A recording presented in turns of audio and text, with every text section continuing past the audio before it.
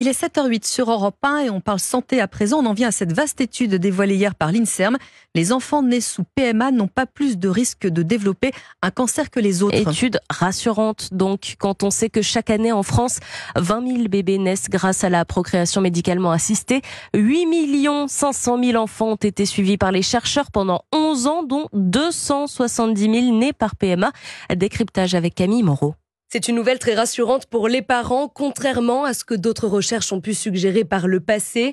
Non, les enfants nés par assistance médicale à la procréation n'ont globalement pas plus de risque de développer un cancer que les autres enfants.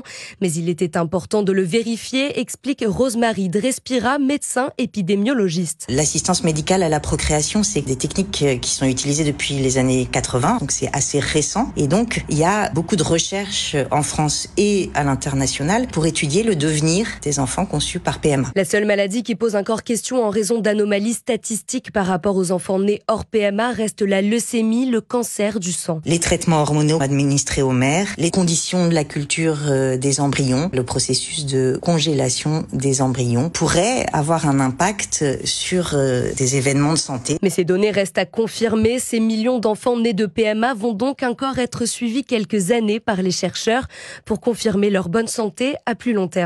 Camille Moreau.